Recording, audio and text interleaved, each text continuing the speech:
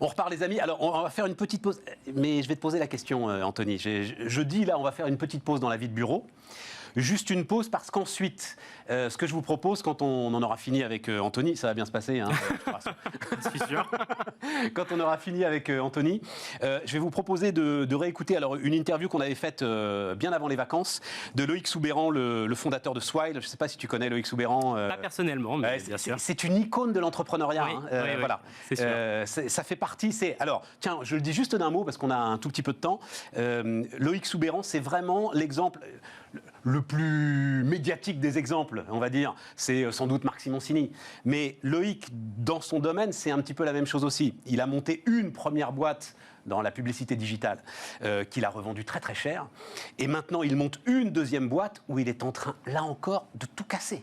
Et donc, ça s'appelle Swile, c'est sur les titres restaurants. Et ce qu'a annoncé Loïc sur une boîte, mais il nous le dira, qui doit avoir 3 ans d'existence, pas beaucoup plus, c'est qu'il vient de décrocher le contrat de Carrefour. Or, je ne le savais pas, je ne sais pas si tu le sais, Anthony, Carrefour, c'est le plus gros marché privé au monde sur le titre restaurant. Alors, je ne savais pas que c'était le plus gros, mais je sais que c'est plus de 60 000 salariés. 62 000 mecs d'un coup. Voilà. Bim.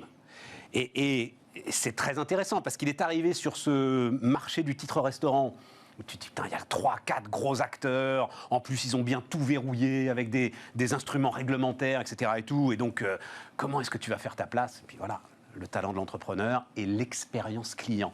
Ce qui va nous amener à Shared et à Anthony Amouyal. Donc voilà, on vous donnera ça après cette interview avec Anthony. Mais justement, Anthony, alors, toi, tu fais l'appli des familles. Oui. On va raconter ce que c'est, mais est-ce que ça a un lien aussi avec le monde du travail, puisqu'on est dans cette émission totalement immergée dans l'immobilier de bureau et dans le monde du travail? Ça a évidemment un lien avec le monde du travail, parce qu'on ne peut pas distinguer le bien-être au travail du bien-être personnel, et la façon dont on s'organise dans notre vie de famille et la façon dont le monde du travail prend en compte nos problématiques personnelles au quotidien sont évidemment étroitement liées. Ouais, c'est ça. Et donc, forcément, aujourd'hui, on agit pour les familles, mais très rapidement, on va proposer des offres aux entreprises. Alors, raconte-moi, Shared, comment est-ce que tu le décris et comment est-ce que tu le racontes? Shared, c'est l'application des parents, c'est l'application qui leur permet de s'organiser plus sereinement au quotidien. L'objectif, c'est quoi? C'est un outil anti-charge mentale qui permet de centraliser toute l'organisation du quotidien pour libérer du temps de qualité pour ceux qui comptent. On a commencé il y a 4 ans maintenant avec une première application qui s'appelait Cout, qui était destinée aux parents séparés. Pourquoi? Parce que c'est peut-être chez les parents séparés que ce besoin s'exprime avec le plus de force, avec les problématiques de planning de garde, avec les problématiques de répartition des finances. Et donc, on a travaillé pendant 2 ans avec les parents qui étaient nos utilisateurs pour améliorer la solution, jusqu'à avoir quelque chose dont on est très fier et qu'on est fier de pouvoir offrir aujourd'hui à tous les parents dans tous les schémas familiaux. Donc ceux qui préparent la séparation, en fait. Mais pas forcément. Ceux qui veulent éviter la séparation aussi. Avant le divorce, vous commencez à télécharger Shared. Mais on peut peut-être l'éviter avec une bonne organisation. Vous chez vous, voilà, et puis ensuite c'est ça. On voit comment ça marche. Et alors, tu as dit donc une sorte d'agenda familial, mais aussi gestion de finances. Et aussi gestion du budget, tout à fait. C'est aussi les to-do list, ce sont les listes de courses. Non, mais restons sur, alors, gestion de finances. Est-ce qu'on est là aussi sur, à chaque fois que je reçois un jeune entrepreneur, là, je me rends compte du potentiel de cette directive qui oblige les banques à libérer en fait l'accès au compte bancaire si jamais moi je veux que mon accès à mon compte. C'est la DSP2. Et toi aussi tu es appuyé sur cette DSP2. Alors aujourd'hui non, parce qu'aujourd'hui on est sur du déclaratif et l'enjeu pour nous c'est de faire simple. C'est-à-dire qu'on est vraiment dans cette logique de l'organisation du quotidien, c'est quoi? C'est partager la gestion des activités des enfants, la gestion des sorties scolaires, etc. C'est la gestion du budget, du foyer. Qui dépense quoi? Quel est le budget? Quelles sont les charges fixes, etc. Donc pour le moment, on est sur cette logique-là. Demain, avec la connaissance des usages qui sont faits dans l'application, on peut évidemment proposer quelque chose de customisé par rapport aux besoins des familles sur un compte joint, par exemple. Voire même, on peut imaginer un compte joint des parents séparés. Ou on pourrait imaginer aller chercher directement sur les 2 comptes en fonction de la répartition. Dis donc, ça devient chaud, ça, un compte joint des parents séparés, c'est-à-dire ce serait le budget enfant, quoi, d'une certaine manière. C'est-à-dire qu'aujourd'hui, des parents séparés s'entendent en disant, pour tel type de dépenses, on fait 60-40. par exemple. Ouais. Plutôt que d'avoir un compte joint, certains parents séparés conservent un compte joint pour pouvoir gérer les dépenses liées aux enfants. Ouais. On pourrait très bien imaginer que finalement la dépense est automatiquement prélevée à 60% sur un compte et 40% sur un autre compte. Ah, c'est malin ça. Donc ce sont des choses qu'on va adresser dans les prochains mois. Là, tu es en train d'en dire trop, non? Un peu trop. Je vois ça. Mais on est très content de le dire. Et ces associés qui vont dire mais non, mais ça, on ne devait pas en parler. Non. Non, mais c'est super intéressant. Mais évidemment. Parce que ça veut dire, parce que la façon dont tu le décris, moi, c'est ça qui m'a intéressé. Là. La façon dont tu le décris, on se dit. Bon, ben bof, oui, d'accord, bah, finalement, s'il s'agit de faire un agenda sur lequel on rentre, bon, bah, il y en a des tas, des agendas partagés. Enfin, Google fait un agenda partagé, enfin, c'est pas un problème. Mais Google s'est jamais intéressé aux parents, et c'est ça qui est intéressant. En fait, vous mettez le doigt sur quelque chose. Les parents séparés, aujourd'hui, ils savent faire un planning de garde sur Excel. Est-ce que Excel est fait pour gérer un planning de garde? Non. Et c'est quoi la différence, alors Entre le planning de garde Shared et le planning de garde Excel? Mais c'est qu'Excel n'est pas fait pour ça, alors que Shared est designé pour ça. On vous permet de gérer votre planning de garde facilement, mais on va vous permettre de gérer des échanges de garde, des transitions de garde pour savoir que l'enfant, il faut qu'il soit récupéré à telle heure, dans tel lieu. Vous avez une fonction SOS remplacement parce que vous ne pouvez pas aller chercher votre enfant au dernier moment. Hop, vous pouvez prévenir les grands-parents et tout le monde est toujours au bon niveau d'information. Quelle histoire! Et c'est ça qui est bien. Il y a le bouton rouge. Exactement. Sur chaque événement. Et en fait, ce sont ces petites choses qui rendent la vie plus simple. Ah non, mais plus simple, parce que alors, le bouton rouge, la crèche, enfin bon, on l'a tous vécu, quoi, quand même. Hein, évidemment. Je sais pas si c'est vrai, on va l'emmener aux gendarmes la prochaine fois. Non, mais c'est comme ça qu'on se rend la vie plus simple, en fait. C'est à travers des petites choses, mais l'outil est pensé pour les familles. Bon, alors on est parti maintenant, du besoin. Le vrai sujet, qui paye? Comment est-ce que Anthony Amouyal et ses sociétés et ses associés vont devenir multimillionnaires avec cette histoire-là? Eh ben déjà, je nous le souhaite.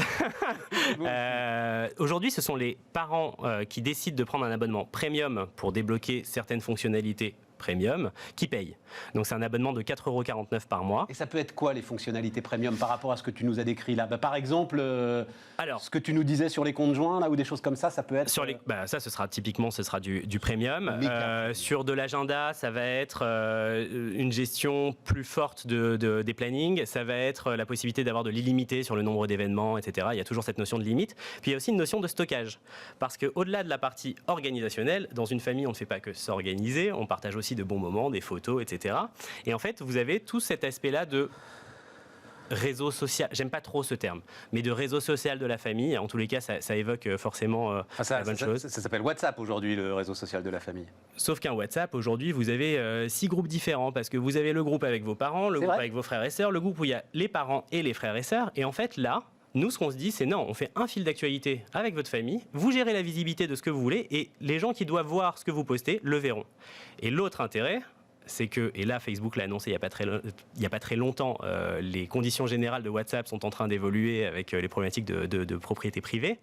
Nous, tout ce qui est dans l'application appartient à nos utilisateurs. On ne l'exploite pas, on ne le revend pas, on ne le partage pas. Et ça, c'est un point fondamental. Et à aucun moment tu le feras, parce qu'à un moment dans ce que tu nous décrivais, on voit bien le truc, gestion notamment des activités loisirs et des activités sportives des gamins. Et on te voit bien à un moment pour le gamin qui va au tennis tous les mercredis, nous proposer l'abonnement qui va bien, la raquette qui va bien, la paire de tennis qui va bien. C'est pas la direction qu'on a envie de suivre. La direction qu'on a envie de suivre, c'est d'avoir le meilleur outil au service des familles. On proposera peut-être des services partenaires, mais les services partenaires n'auront pas accès à notre base de données. On proposera, nous, à chaque fois, un seul partenaire, parce que notre enjeu, notre vision, c'est pas de devenir une marketplace. C'est ça. C'est super intéressant dans ta démarche, parce que ça veut dire, moi, mon application, elle a de la valeur. Exactement. Et ce qu'on veut, c'est développer nos propres contenus à destination des parents et leur permettre de consommer ce contenu de qualité. Et aujourd'hui, on investit là-dedans, avec des personnes qui sont capables de proposer, de produire en interne du contenu de qualité, qu'on ira également porter en entreprise. Et à terme, ce qu'on souhaite faire, et ça va arriver très prochainement, c'est proposer un passeport parentalité aux entreprises. Passeport parentalité, attends, il faut que tu me racontes ce que c'est. Évidemment, parce que si d'un côté, on a les parents qu'on aide à s'organiser pour avoir un quotidien plus serein, d'un autre côté, on va pouvoir aussi agir sur l'équilibre vie pro, vie perso, et proposer aux entreprises finalement de payer cette application pour leurs salariés, L'avantage étant un avantage très concret pour les salariés dans leur organisation personnelle, mais les entreprises, quand elles veulent s'investir sur le champ de la parentalité aujourd'hui, finalement le spectre est assez étroit. Elles investissent généralement sur la période de l'arrivée de l'enfant. Ouais, ce sont des places de crèche, ouais. Mais la parentalité en entreprise, c'est beaucoup plus que ça. Il y a évidemment l'arrivée de l'enfant, mais après il est ado, il y a les études, il y a le moment où on devient même aidant vis-à-vis de nos propres parents. Et ça, il faut le prendre en compte. Et à travers notre application, à travers un passeport parentalité, les entreprises pourront financer l'accès à différents services. Et donc, ce sera une offre pour les entreprises et pour leurs salariés beaucoup plus inclusive.